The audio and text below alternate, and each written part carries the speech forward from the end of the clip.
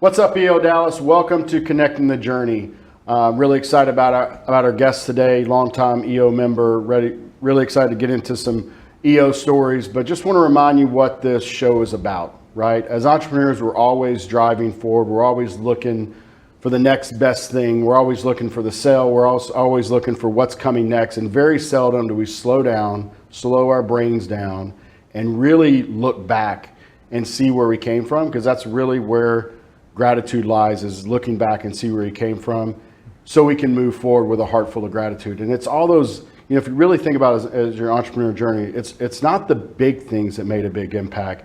It's the little things along the way that sometimes we forget about. So that's what we're going to do today. We're going to sit down with Larry Patterson. Welcome to the show. Howdy, good to be here. And really, dig into his journey, dig into those little things, and we're going to tell some fun EO stories, which I'm excited about. Always good ones. Well, welcome, man. Great to have you. So when did your EO journey start? It was 1999. Okay. Yeah, I had a couple of friends I went to SMU with that said, you ought to take a look at, you own your own business, you ought to take a look at this, maybe it can help. So when they told you about that, what was your reaction? I distinctly remember, kind of my reaction. And how long had you been in business? Yeah, great question. I'd been in business about 4 or 5 years at that point, okay. And had done okay, but was kind of hitting that wall of, the boundary of my ignorance, I call it. Like I don't know what I don't know, and so it really was a great time to jump into something and learn. Be able to learn from other people and not feel like the only dummy in the room, if that makes sense, right? Yeah. I'm not the only person that doesn't know this, right? Right. So, yeah. And do you remember who got you into EO? Who those friends were? I remember one of them was Michael Denton, that I went to SMU with. He was in EO for a couple of years. Okay. I think maybe Jeffrey Yarborough also. Okay. Yeah, at that point. Yeah, for me it was just really cool to be around other people that you thought had it figured out. Right. But when you got that to you know could fake it around too, like I got this all figured out, right? Yeah, but EO drops that wall, and you figure out some of the people that have the biggest companies in Dallas. You're like, that dude, he's just figuring out just like me. Yeah. So well, and it was a really interesting time too, because EO Dallas was still pretty young at that point. Probably 7 years old. Yeah, something like that. Yeah. Somewhere in there. Yeah. Young, yeah. I mean, and lots of legendary names that I could probably remember if my brain wasn't so old at this point. But we saw Vern Harnish frequently coming in and out of town, and I remember interacting with Rick Sapio a lot, who we all know and love.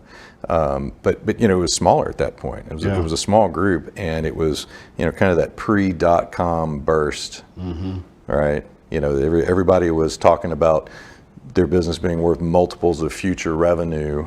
That didn't even, I'm pre-revenue, but I'm worth, $82 million or whatever. And I'm like, wait, I actually have a business that's profitable, So like similar last couple of years. Yeah, and I'm not really worth anything, right? So it was a strange time, interesting, strange, really unique time. Yeah. So who was some of your, I don't want to say pledge brothers, but people that came through with you? Who were some of those names, if you want to drop some names for us? Yeah, it's interesting. There was probably 5 of my initial forum that didn't survive 2 years after that because they were .com bursts. I would say really the most impactful member of my first forum was Will Bunker. He and I think it was Dave Kennedy were one and only network. They were one of those really early dating sites, and they ended up getting bought by Ticketmaster, and then which their technology got rolled into Match. So, I mean, that was a pretty amazing connection to make and somebody to learn from early on. Gosh, I wish I could remember some more of those names. Lauren Levinson, and Debbie Bailey Trevino now, I think.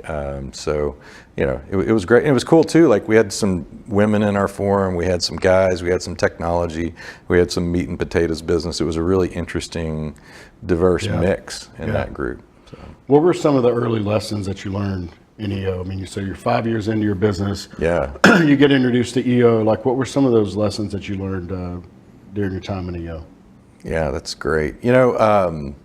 I mean, I think one of them from that point in time was I was always amazed listening to these stories of of technology businesses that were, for the most part pre-revenue, how much money people would sink into nothing, blue sky, basically, right? How much money people would invest, and it kind of to me seemed like, wow, there's a lot of suckers out here in the world. I think some of the things I learned about burn rate. I couldn't have a burn rate. I didn't have anything to burn, right? I mean, I didn't have money to lose. I had to make money from day one because I didn't have any money when I started my business. So you started, bootstrapped your business, no investors, No. So this whole concept of outside money and man, I'm burning $100,000 a month, but that rate is dropping. Like, that was crazy to me to even conceive of that. Because to me, success is defined by having something that's profitable in business. Right. But I remember a lot of really good conversations along the way, and I think one of the conclusions I came to over time, a significant part of it from being an EO and having those types of conversations was I was in construction, a glazing contractor, so it was glass in commercial construction, and it was a low bid business. Yeah. And as I came to learn more over and over time, I started to look at it and go, this is not scalable. It's a dumb business. Being the low bid on everything is just inherently a dumb model. I enjoyed the process of building things, but I really didn't enjoy a lot of the risk, the liability. Construction is a very adversarial business by nature. I over time realized through a lot of those EO interactions, this wasn't what I wanted to do. Yeah. In fact, I remember at one point I had a guy that worked for me that I found out through the grapevine was going to be leaving us. He was a salesman and estimator that worked for my company, and I remember having an emergency forum meeting because I was like, what am I going to do? Like, this is my right hand guy. And my forum just got together that night. I think everybody but one member could make it. Sat down with me. We talked through the problem of this existential threat to my business. And you got to remember, at that point, I'm 99, 2000, somewhere in there. I mean, I'm a ripe old age of 29 years old, running a $10 million a year business with 100 employees in 3 different cities, and we had a lot going on. And here's this existential threat. Meet with my forum group, and because of that meeting, was able to boldly walk in the next day, call a staff meeting for my managers, confront the person. Is this true? Yes, it is. Who wants to go? Sorry for this. Get your shit and get out. Right? And we packed up 5 people that day, walked them out the door, and I mean, of course, I'm internally just, torn up inside, right? But because of my forum group, I was able to really attack that problem in a decisive way and was much better for it. That's awesome. Yeah, I think forum's probably the biggest value that we have in EO by far. And many times along the way. Yeah. Part of the value of forum is not just... Hey, sorry. Oh, yeah, hey, sorry. Trey, can we pause for a second? Can you, this deal, it shows our feet, so if you want to lower, No, just pull your pant down. I don't want to go. I don't want to go through the whole. I always do like. There you go. Perfect. Yeah. All right, so I'm going to pick right back up with the value of forum. Yeah. We're good. I just want to have Let me adjust this one camera. I just want to have a cut. You don't like my pasty white ankles? No, it just aesthetics. I didn't. What looks good and what doesn't at this point. Absolutely. You'd be looking at this and be like, "Damn it! Why didn't somebody tell me my sexy calves were showing?" I'll have the camera on you, Gabe, so they'll be able to cut it. Okay, perfect.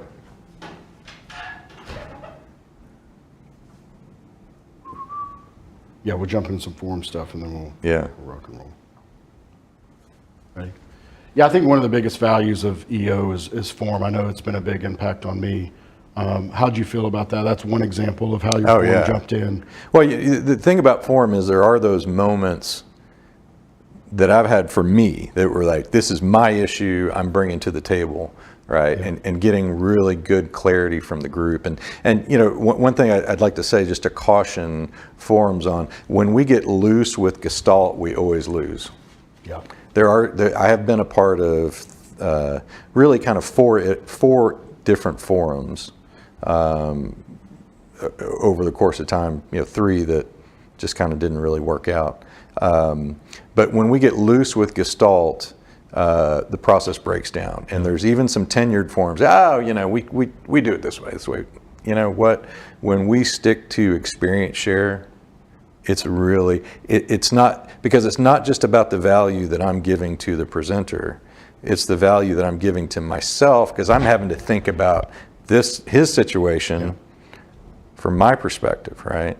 You know, and it's about the value that I'm able not just to give to the presenter, but to the rest of the group, because she may have a different challenge than he does, right? Yeah. But when I present from my own experience, everybody gets so much more out of it.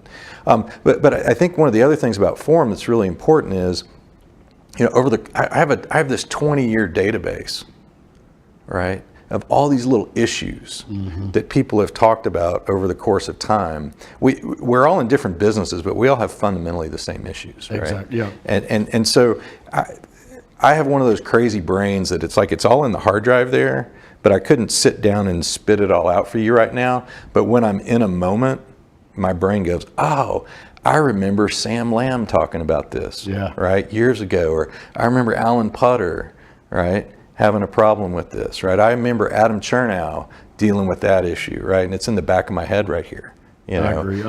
And man, that is so, you don't realize it at the time that you're building this database, because okay, I'm listening to this person's problem today, I'm not really getting anything out of it.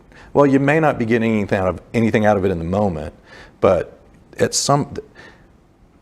there's a reason why, like, God has you sitting right there at that moment, right? At some point later in your life, you're going to need it. That information's going to help. I feel that sometimes too. Like things just come when you need them, right? And we had a great example of this in our last 4 meeting, where someone had a presentation. It was like, oh, it's not going to relate, and this and that. It's going to be a weak presentation, and so. But we got into it, and it's like, wow. Yeah. Like it made you think about things differently, and made you put yourself in that person's shoes, right? And experience sharing. When you put the issue in front of, you know, in the middle of the table, and you're discussing the issue, it opens so much up, and it really teaches you how to listen, right? And really active listen through the process. Yeah, most of us don't listen well. No. We were B and C and sometimes worse students, you know, right? And so we inherently don't listen well, and we're inherently have a bias for action, right? And needing to sit back and listen, boy, that's really an acquired skill that most of us aren't good at. This is a challenge to do that for me, because it's hard to not, you know, listen to the guests and like, what am I gonna say? Oh, yeah. And if I were you, I'd be sitting there saying, I got so much better stuff to say than Larry has to say, you know, right? I mean, you know, we all have that wisdom. Yeah, but you just like you gotta listen, you gotta let him talk, and then the response will come. But this has been a good lesson in listening, because the next question will come up if you truly listen. So well, awesome. Well, let's get into kind of your business and your journey. You know, and we'll end. I do see here a fun story about an EO story that has David Lesh and Chess Williams. So I'm gonna come back to those two names. Those clowns. But so where'd you grow up at? What was your childhood like? Yeah, I grew up in Houston. I was actually adopted from here in Dallas, and grew up in Houston, and then went to SMU. I lived in the same house for my entire childhood, and come from a long line of company men. No one in my family has ever been an entrepreneur, and came to SMU and met some friends that had their own businesses, even at 18, 19, 20 years old. And it kind of lit a fire in me that had always been there. I'd always been kind of a hustler. You know, my parents didn't give me everything I wanted. We were solidly middle class. Yeah. And we had everything we needed. But if I wanted something, I had to go, get it. figure out how to get Yeah. it. And so that was one of the things that really attracted me to having a business. And then at the same time, I graduated from SMU in '93, and that was a terrible economy. I mean, barely anybody had a job getting out of college, and so that was a real struggle. But it created a whole lot of entrepreneurs. Did you start your business straight out of college? Yeah, I mean within a year of being out of college. Yeah, I couldn't find a real job, put it that way. So I was working for a friend of mine who had his own business, knowing it wasn't going to be a permanent solution. And I had put in a resume with account temps, temporary accounting service, with my whopping, 9 hours of accounting I took at SMU with my economics degree. And they called me one day and they said, hey, we saw you had experience with QuickBooks, which sounds funny, but at the time that was like the new hot idea, was this simplified accounting software. They said, could you take this company from paper ledger sheets to QuickBooks? And I had no clue how to do that. But you're like, but I said yes. Yeah, I got For it. a whopping $12 an hour, I'll come in here and I'll do that. And it turned out it was a glazing contractor. I'm just naturally curious, so I'm getting. It literally was this lady with this big, beehive, hair, and smoking the cigarettes and writing the ledger sheets, right? And Immaculate handwriting. yeah. And so, but I was learning all about the business as I was there, and I was like, wow, this is really a cool business. Too bad they're having a hard time making payroll every week, right? Yeah. What's going on here? And so, fairly quickly I learned what their problems were, and I ended up, a few months after that, I literally took a loan out on my pickup truck for $4,000. Big seed capital there, right? Let's go. So that tells you how big my burn rate was. And I hired one of their employees. They dissolved. I hired one of their employees and said, let's make a go of it. And yeah, I ran that business for right around 12 years. I think we did well over $100 million in revenue in that time frame. Built some beautiful buildings all over Dallas, So Fort you Worth. did glass, glass in buildings, outside commercial glass? Yeah, outside, inside, office buildings, churches, schools, really anything. Okay. And it was a fun business. There was a lot of things I really loved about it. But once again, construction is a very, very risky, very adversarial business. Yeah. The largest glazing contractors in the country, most of them have gone bankrupt at some point, and either folded or reorganized. I just realized after a while, man, I don't want to have all my money on the table every day. Yeah. Right. I want to have it in my pocket. I don't want all my customers owing me. I don't want to be low bid. I was losing jobs because, well, you're not the low bidder. Well, yeah, that guy, his last 4 jobs all leaked. Mm-hmm. Yeah, it doesn't matter. Doesn't matter. You're not the lowest bid. It's where they cut the cost at. Yeah. So I just remember, and I think it was from Vern Harnish, listening to him through an EO event. I just started to realize that I think I'm a relatively smart guy in a dumb business, and that's when I looked at how to. But I had this portion of my business that was service work. And they loved us. There was never any controversy. They paid their bills on time. My margins were great, and I was like, wow, this is awesome. How can I get more of this? And that was when I decided to buy a Glass Doctor franchise back in 2003. And hey, it's never as easy as you think it is. Franchise, and it was a tough business. I think we really started to do well about 2008. Oh yeah, right when it went down. Yeah. But you know what? If you stick with something long enough, you eventually figure out the little things and become successful. And now we are by far the largest glass service company in the Dallas-Fort Worth area. We'll do around 14 million in revenue this year. Our other business that sells really cool, expensive windows and doors. If you have, well, I don't know, money like you do, you can afford, $500,000 or $1 million for your doors and windows on your house. Really cool products we sell. So combined about $17 million a year in revenue. Nice. It's a nice, fun business to run every day. I enjoy what I do. Yeah. So looking back on that, you had 12 years of running that initial, how do you say it? Glazing contract. Glazing contract. Yeah, it was Mustang Glass. Yeah, Mustang Glass. Like, what toll did that take on you in your personal life? As entrepreneurs, we usually, I see this all the time. It's like this guy, it's a sacrifice. It's hard to have a kind of a work-life balance. There's always, got to give somewhere, and there's always something there of kind of what toll it took on your personal life. Yeah, I mean, obviously initially starting off with no money, I mean, I was working 60, 70, 80 hours a week, just depended on the week, and not paying myself very much. Part of the toll was I graduated from SMU, and I'm looking at my buddy over here who's, making 3x what I'm making. I can't roll with him because I'm bootstrapping this business, right? So there was a toll for a long time just from an ego standpoint of like, I got my own business, but this isn't really as sexy as I thought it was going to be. You have a business or a job.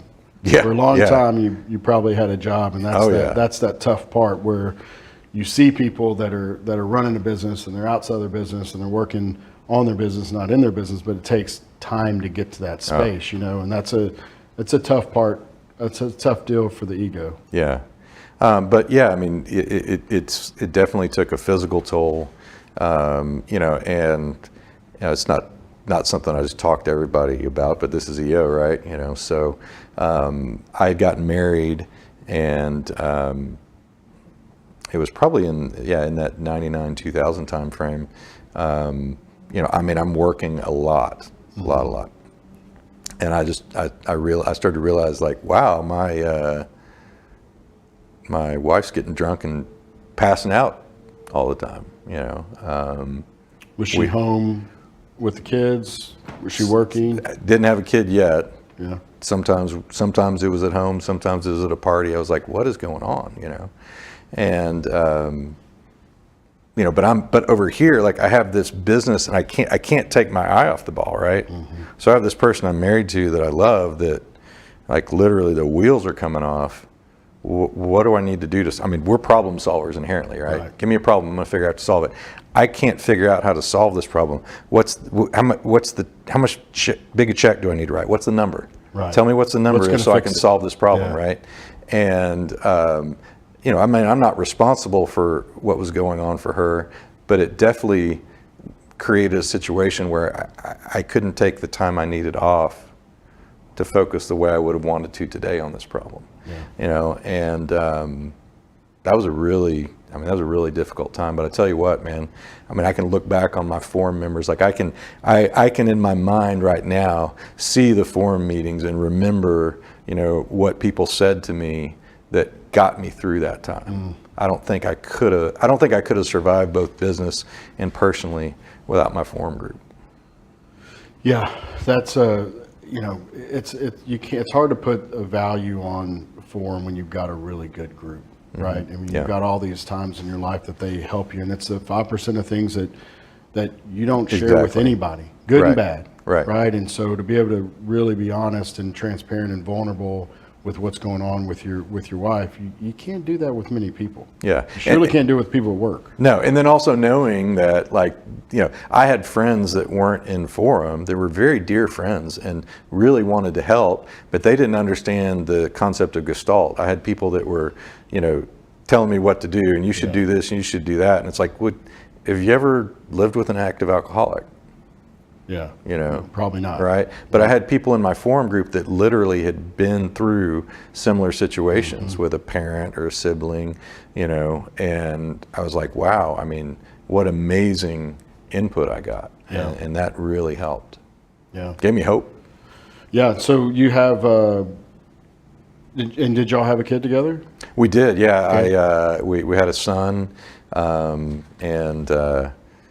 Jamie, he's 25 now. And boy, that was a surprise. like, oh, you just got out of treatment. Okay, great. Oh, you're pregnant. Okay. Next you know, phase. and but God has this amazing way of giving us gifts that we didn't necessarily want in the moment or we didn't expect. I was terrified when I found out, here's my wife who's 2 months out of, rehab telling me she's pregnant. Everything went well, we had a beautiful son. Our marriage only lasted a couple years after that. But God gave me everything I needed along the way. And did that help her in her recovery? Having a child? Having your son. Helped for a little while, Yeah. but with, it's EO. We all are touched by somebody in our life that has alcohol or drug addiction. Those things help people a little while, but when we don't treat what's wrong in here, it doesn't last. So she had a really hard journey, and I ended up raising Jamie for a while as a single dad until I got remarried, and Kate died a few years ago from alcoholism. So sorry to hear that, man. Tough. So you have two boys, 25 and you said 16? 16. So I've got I met Cheryl because I was taking Jamie to daycare, right? And I'm running my own business, single dad in it. Like, I don't know how I held it together. Luckily, I had help from several places, friends and church and stuff like that. But I would drop him off, like, what's the first minute I can drop him off, right? And then go to work, and then what's the last minute I could pick him up, because I just had to get everything done, right? And there was just this really hot gal walking a little girl into school every day, right? And I wasn't really of the mind paying too much attention, but she noticed that I was, she finally figured out I was a single dad. Yeah. She was a single mom. Our kids were friends before we really even started dating. So we dated off and on for a while. She dumped me 3 times, and eventually I figured it out with the help of a mentor. That, like, wow, God's putting right in front of Larry Patterson right now exactly what he needs, right? But I wasn't paying attention. You Didn't see it, weren't open to it. And it was a mentor of mine that said, hey, this boy needs a mom. Yeah. And I was like, well, once I started to connect the dots in my head, I could see, like, okay, yeah. And once again, help of forum members talking through, like, what does this look like? I was a product of 2 very miserably married parents that, stayed together their whole life, right? I didn't know what this, been divorced, getting remarried, what does this even look like, all these, that's what your forum helps you with, is just to process things that you've never been through before. Somebody's been through it. And help you, the cool thing too, if someone doesn't have that experience, they can at least give another perspective, right? And help you look at something from a different angle. Right. Right. I love some of the tools, the Johari window of, is Larry thinking about this? Is Gabe thinking about this? I wonder if this is brought up. And just because if you have an issue, a challenge, a lot of times you got blinders on, right? And having a group that can open up your mind and open up your heart to some other options is powerful. And just knowing you're not the only one, right? Like, I'm not the only one dealing with this. Other people have dealt with this problem, and look at them now. Yeah. Life's okay, right? Lots of hope that comes from that. And learning, I think another great thing about EO and Forum is just the learning that you get from other people, from mentors, from speakers, or things like that. And it teaches you how to learn, and teaches you that you're not alone and someone's been there. And so why would you figure it out on your own?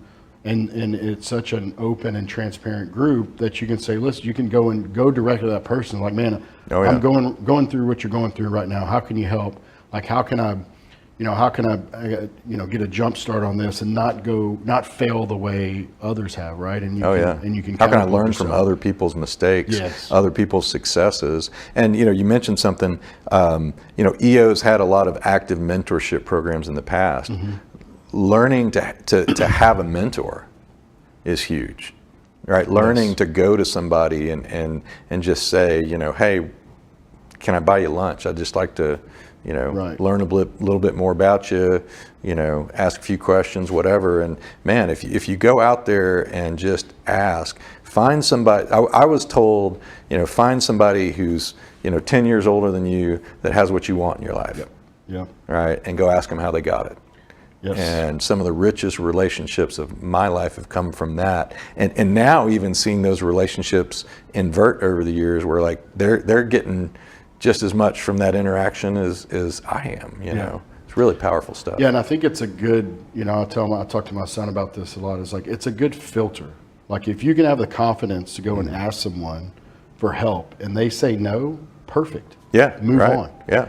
Because you're not dealing with the right person, yeah. right? But and some people are just too busy. They got to, but yeah, Sure. A lot of times when people just like, nope, I got all the secrets, I got it all figured out, and I don't want to share it with you. Yeah, time to move on. Yeah, right. yeah. No need to waste time there. Yeah. And so you brought up a good point about mentorship and kind of learning from others and being at a different stage in your journey and how that relationship is inverted. Yeah. And so I'll take this, just to talk about what we're trying to do with the alumni program, right? I mean, we've 30 years of EO Dallas, Yeah. right? We've got 30 years of amazing alumni, amazing past president, past board members.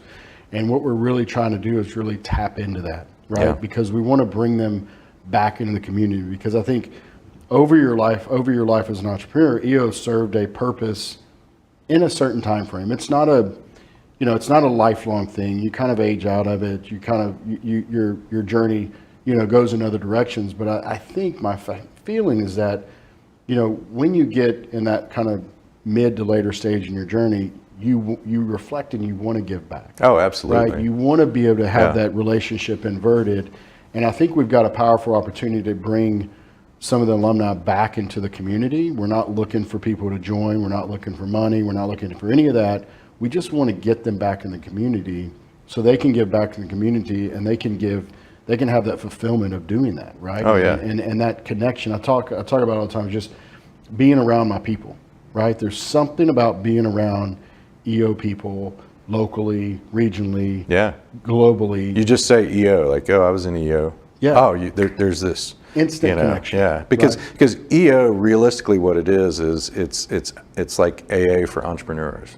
Yeah, it's like a 12-step program for us. Yeah. It's definitely being around your people, understanding those struggles, and that wall just goes down. Yeah. Like the ego goes down, and everything goes down, and you can just have a real conversation with them. Yeah. So that's what we're looking to do with Yeah. them. That's part of while we're doing this podcast, just to kind of just reach out to some of the alumni, get them back in the fold, and get the juices flowing. When you sit down and you did a great job on this. When you sit down and you look back at your journey, those juices had to start flowing, right? You really started to get you excited. It's, I'll write a really boring book someday. Yeah. So on the business point, real quick, so changing from running your own business to a franchise, was there much of a challenge there? Was there a culture challenge? Was there a big change, question. or did you take your business acumen of running a business for 13 years and really be able to put it onto a franchise model and rock and roll with it? I think a little bit of both. In a way, I was like a McDonald's franchisee that didn't want to make Big Macs. I saw what they had. I bought a brand, and I bought a system of doing business. Yeah, but I'm smarter than that, right? That's not going to work, right? And so for the first year or so, it was a really painful process. And then once again, let's go learn from other people. Mm-hmm. And I traveled, I visited a couple other locations, and I was like, that does work. Yeah. I need to make Big Macs. Yeah. And so we adjusted quickly off of that, and I still tell people that today, right? Like, follow the system, man. It works. It works. Yeah. You just have to follow the system. The problem is it's like a car engine, right? And this is any business, not just a franchise model. But here is the system.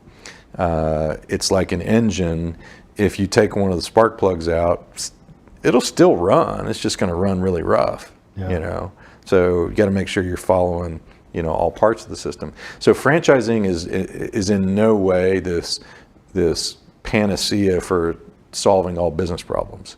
You're still running a business. It's still hard. There's still a lot of franchisees that go out of business. I think the failure rate's significantly less, But it's you know, definitely, part of it's just like, it's EO like. I can go to a meeting and I've got, you know, 200 other franchisees there. There's, you know, 5 or 10 that I really, you know, get along with and learn from, and man, that's so valuable. Yeah, coming with the learning from EO and understanding the power of learning from others, you probably have a different perspective. Oh, yeah. There's probably a lot of franchisees in there that are not vulnerable and just closed off, and they think they know it all versus, and you probably gravitate to the people that like, listen, I know we can learn from each other and we're Yep. gonna be better for it. Yeah, there's a lot of people that are big hat, no cattle. Yeah. You know, and you learn to just kind of Big hat, avoid okay, That's a them. good one. Yeah. That's a good one. You know, love asking the question of what would you go back, or what would you tell your younger self that is something that was really important during this journey that you really learned from? Gosh, what did I say? I forget. You know, in my mind. No, it was to hire great people. Oh, right? yeah. Man, And I love that. Yeah, I mean, you know, so I've been I drank the Kool-Aid on Culture Index about, I don't know, 7 or 8 years ago. Are you familiar with it? No, we use it high and fire about every day. Yeah, I mean, it's an amazing process, and one of the things that it really crystallized for me is like how weird I am. You know, I'll show you mine. I'll show you mine afterwards, and literally people that know Culture Index, they go, "Oh my God!" Yeah, it's like a shame thing for me, but I've turned it into a proud moment. Yeah, like, you'll get a kick over my Culture Index. Yeah. So as a 6-point wide daredevil, you know, you only need one of me in the business. Oh yeah. Okay. Yeah. So you know, part of it's learning to hire people that aren't like me. Mm-hmm. All right. You know, they appear a little weird to me, you know, because they're really detail oriented and they like their little checklist and check the boxes off. What do I want to do? I want to go have fun. Yeah, right? exactly. You know, Don't put me in a spreadsheet. This business, only reason I'm willing to work hard is because I get to have fun, right? You know, but you know, hiring people that are completely different than me, right? And then also, you know, really looking for, are they intelligent? Is there a profile fit? Are they can I see them being better at this than I would be at it, right? Yep. For too long, I hired based on what I thought I could afford, especially in a trade services business. You know, it's not like you got Harvard MBAs walking in the door going, let me answer the phones for you, or let me go put this glass in for you, whatever, right? But what I found was you really, you know, with people, you really do get what you pay for. Now you can pay too much for people that just inherently aren't good at the job, but really trying to find people that they're humble, hungry, and smart, that ultimate team player kind of model, and it takes time to do that. And you can't hire out of desperation. That's the other thing too, is for a long time it was like, I had no active recruiting other than me, right? So I'm out trying to find all these people. Well, that's a pretty shallow pool to source from, right? And, you know, so I remember that at one point I hired a gal named Melinda Wedding, who she used to work for Julie Nelson in EO, like doing back end stuff, right? And so I said, hey, Melinda, would you do some recruiting for me?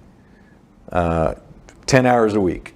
And so she started she would do everything up to the phone screen on the back end, and then she would just turn people over to me and say, you're interviewing this person at 3 p.m. on, you know, whatever, right? Yeah. So that was a huge shift for me, you know. And then when we got to the size with Glass Doctor where I could have somebody full-time, that's you know, full-time HR person, you know, her job is, you know, hire great people, make this a great place to work. Yeah. If it doesn't involve those two things, don't do it, right? And that's all she does full-time. Wow, that was transformative. And we were at about, I probably should have done it earlier, but this is the way my mind kind of worked. We were right around 40, 50 employees, somewhere in that range. We had somebody that was doing it part-time, right? But really making that shift to full-time, I was like, gosh, can we afford this, right?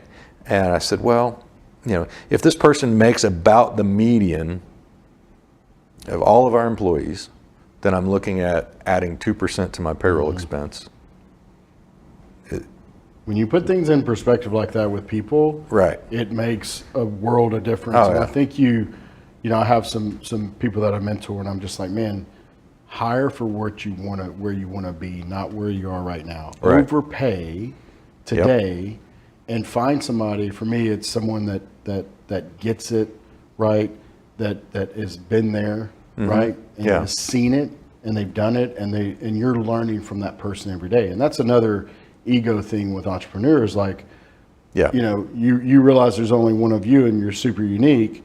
And you can't hire another person like you. You need to hire somebody that's better than you, right? That is filling in all those gaps and that you're learning from every day. Because if you're in the trenches figuring it out with this person, that's the wrong hire. Yeah. That person needs to be able to come in, see it, get it, understand it, been there, and, you know, of course, oversimplify it, but it's like, I get it, get out of my way. Yeah, like, right. Let me do what I need to do. Being the smartest person in the room is a dangerous thing. Yeah. Okay. Or even thinking you're the smartest person in the room. That's even more is dangerous. a dangerous thing. Thinking right? when you're not. Yeah.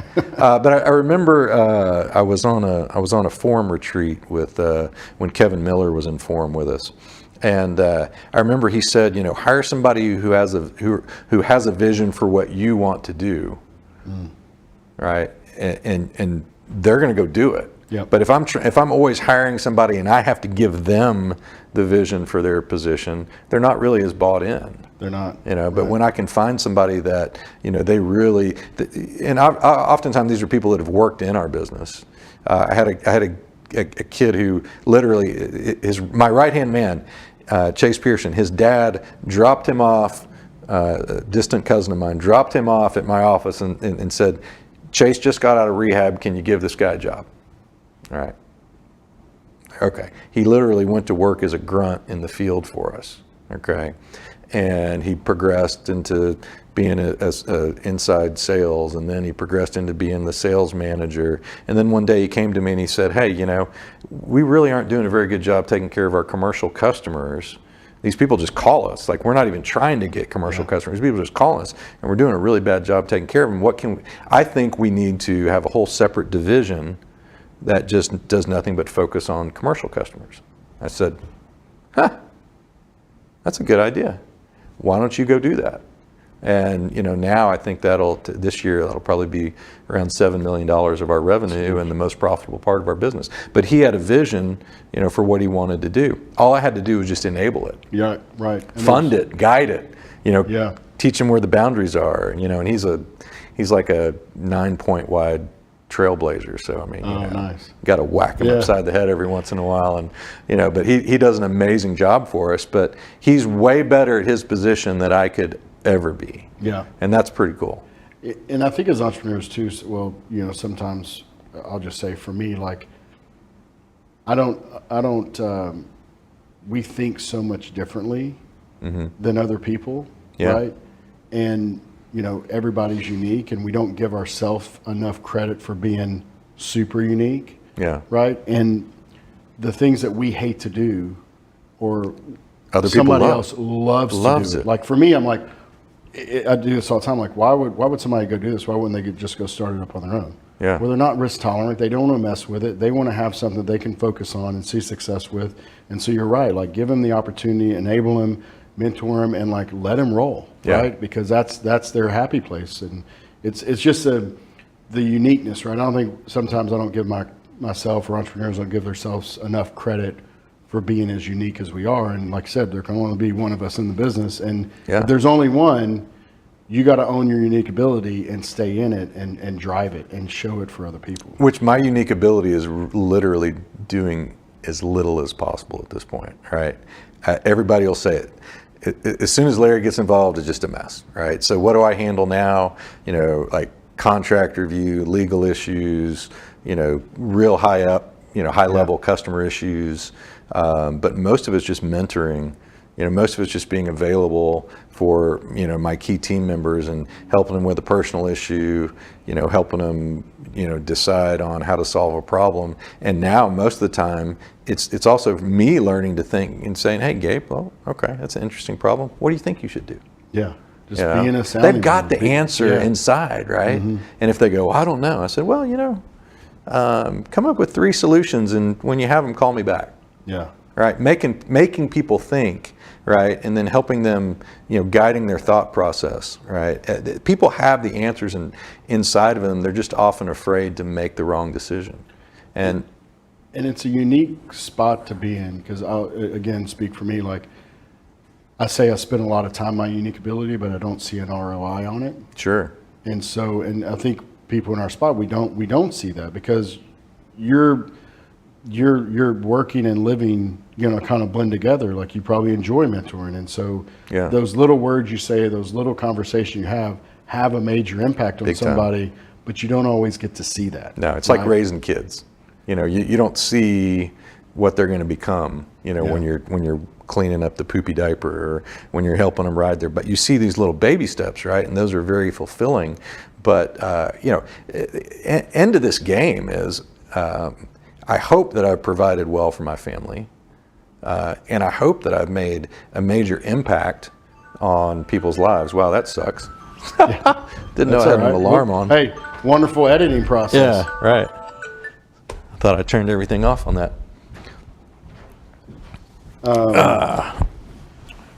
Trey, you ain't got enough on that? Hope we make an impact to make. Okay, cool. All right. Yeah, I mean, that's really what it's all about. It's like, it's legacy. We can talk about that, but it's really how many more people can we impact? Like in our business, I'm really trying to get away from using the word sell and versus helping. Like how many people can we help? We want to help more people, right? And when you change that mentality from sales and revenue and money versus just helping somebody, something changes. It is a sale, right? I remember Mark Cuban at an EO event years ago saying nothing happens until something's sold, right? And I was like, wow. I mean, like, is that really brilliant? I don't know. It's pretty smart and pretty simple when you think about it. Most wisdom is actually pretty simple when you get down to it. But at the end of the day, I mean, we live in a pretty gruesome world. I mean, when you think about, like, if you just get out of this beautiful studio and how handsome you look and everything else today, we're good. We're full of it, aren't we? But you get out in the world. We live in a pretty awful world in a lot of ways. There's a lot of evil. There's a lot of bad things going on every day. We just choose to maybe try to ignore them. But if I can take my little tribe and I can help them see in themselves how amazing they are, help their lives go better, help them do well enough and understand that they need to contribute back to the world that they live in and make it a better place. I mean, I'm not going to wrap myself in Greta Thunberg and, whatever her name is, and, not a tree hugger, all that kind of stuff. But we can just take the one little area of our lives that we're involved in and make it better and make the people around us better. Like that ultimately should be the goal. I think the money takes care of itself over time. If we focus on making everything around us better than it was when we got there. That's one of the things we tell our technicians is that house better be cleaner than when you got there. It better be perfect when you leave. It better look better. That customer ought to be thrilled when you walk out the door. And when we do that, wow, man, we just magnified just a little bit of happiness. Is it really that big a deal? No, but when you do that, with as many people as we touch, you do that with 50 technicians a day all across the DFW area. That has an impact on the customers, that has an impact on the technicians and their families when they go home. And I do think there's a big ripple effect that I doubt I'll see completely in my lifetime, but I know it's there. And it just goes back to focusing on what we can control. There's so much bad things going on in the world. And, and but there's a lot of good things, and it's choosing what you tend to put energy to. But you're right, like in our world, in our bubble, in our dream, in our movie that we're making for ourselves, we need to be the stars and impact what we have around us. And you're right, like we don't see that every day, but if you do it, if you invest in your people every day and you invest in your tribe every day and what you can control, you're not going to see those ripple effects, right? But you know it's there, and that's kind of the struggle, right? Yeah. You don't see it, but man, when you do notice something that that little thing that you did, that conversation you had with somebody, that little, idea that you gave somebody and let them run with it, that's when that satisfaction comes back. Yeah. That's how we should measure our success, is the impact that we have on other people's lives. Yeah, exactly. Well, let's talk about EO a little bit. What's going back to 90, what's some of your fun memories that you had fun stories that you had being around your people, as I call it? Man, you know, a lot of them I probably can't talk about. Okay. Yeah, just in Right. generalities. But I name will names. say one of the funnier moments in EO is I remember being at this total palatial estate. Think like Magnum PI, right? Okay. If you're EO old enough to remember retreat? that. EO retreat, Yep, yeah, forum yep, retreat, yep. right? And I'm sitting in this hot tub with like 2 other dudes, obviously spaced out appropriately, right? And you know, it's kind of getting slightly dusk, you know, sun's starting to set, right? And you know Sam Lamb? I do. Sam walks up in a pretty much flesh-colored swimsuit. Makes sense. I can see that. You know, Short shorts. Yeah, real tight okay. fitting, Yeah. and you know, we're having a few beers, and I turn around, I'm like, oh! I was like, oh, you got a swimsuit on, Sam. That's great. Okay, come on, you can get in with us, right? Gosh, I mean, you know, Who was your longest term forum? Who were some of the yeah. people in your So forum? I was longest term was in Peloton, Okay. which is still going. I left simply because I had 2 kids that were about to be seniors in high school, Yeah. and I was like, you know, I only got so much money. I mean, forum needs to be a really, really big commitment. Like Right. you can't Yep. not be involved. But you know, Adam Chernow, Alan Putter, Carl Reynolds, Tony Pompa, St. Clair Newbern was in there for a while. Sam Lamb I mentioned. I'm sure whoever I'm forgetting, don't get mad at me. David Lesh, was he in No, your forum no, ever, no, or no. Chaz? That's a whole nother story. You know, Mark Winters was in my forum for a little Okay. while. He was really impactful. You know, he went on to EOS fame, you know, yeah. and has done really well there. We've had a lot of really good people in and out of that forum but I mean, you know, just a ton of fun. I mean, you know, planning really good retreats, having really awesome, trying to have like a once in a lifetime kind of event on every single retreat was really kind of one of our hallmarks. Yeah. And I remember going down I think it's the Pacua River in Costa Rica, and we're doing this like class 4 or 5 rapids, right? And I'm in the front of the boat, and Kevin Miller's on the other side, and we got our feet locked in, and you know, paddling, and he can't see it behind him. He hits a rock on his side and just projects up and out, and he lands, his rib cage lands right on my knee. Okay. Oh. And luckily, I mean, didn't hurt my knee. Okay. You know, Kevin had to spend the rest of the day, it was like another 4 hours, and found out when we got back to the States he had 3 broken ribs. Oh, no. And had to paddle out through the whole thing, you know. Oh, wow. Oh, it was, you know, but you know, sorry, Kevin, you know. But Kevin's my neighbor. oh yeah, Yeah. He lives Great down the neighborhood street, over there. But you know, it's those really fun experiences that make forum even stronger. So you know, having really great retreats, you know, that's one of those things that really makes you want to.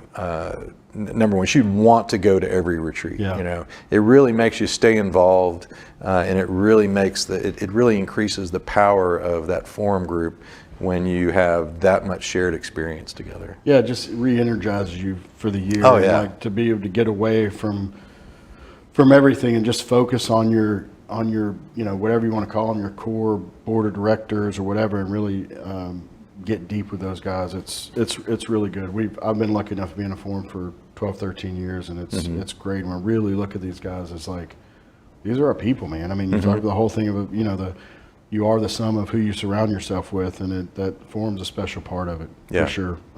Big time. So, man, wrapping up, what insights, what takeaways would you like to leave our listeners with? Wow, that's a big question. You know, I think one of the things that you kind of hit on earlier is that, I mean, what we do is stressful. Running a business, you really can't turn it off. It's like you identify with the business. It's part of your life. Like I have one email address. Yeah. You know, right? Everything flows into it. it. Had something happen recently where I'm like, well, I don't know that I want everybody to see it. You know, maybe I need a separate email address. Too much, you know, personal mixed up with, you know, with my work. You know, you can't just flip the switch on and off. It's stressful. We are weird. We're Very just much so. we're a different species. Why? I mean, maybe we're just masochists, right? Maybe we just want to subject ourselves to this type of pain, right, by running a business every day. I think, you know, if I were to sit there and really go like, okay, what do I want somebody that's maybe 10 years behind me to be reflecting on? Somebody that's, you know, early stage running their business. The more I focused on systems, the more I focused on investing in my people. When I was over here individually producing, that was great. I mean, I sustained the business for that day, right? But when I worked on systems and I worked on the people that were running the systems, that has always paid just massive dividends over time. And so it's hard because sometimes you don't have those investors that are, you know, piling stupid money on you and giving you a burn rate. But you gotta take what, you know, a little bit of what you're making, as much as you can really, especially early stage, and put it back into building the business. Too often we're trying to build the business to have the lifestyle. Right. And that holds us back a lot. We need to be building the structure. You know, that whole Michael Gerber working on the business instead of in it. It's a struggle because, I mean, I'm really good at selling things, right? And when I was out selling things, man, I mean, we had a lot of work coming in the door, but I had to step away from that. I had to step away from that individual production, and now I'm happy to say I really don't do that much. But that's where that investment really matters. Yeah, and I think it's hard early on in a business to understand that because you have so much of your identity wrapped up in the business. Oh yeah. You know, I hear people all the time, man, if I'm not there every day, the business is going to fail. I'm like, but dude, you ain't got a business. You got a job. Yeah, you got a job, right? We took a month off this year. I took a sabbatical. Really, we were gone for a month. I looked at one email and I said, y'all need to handle this.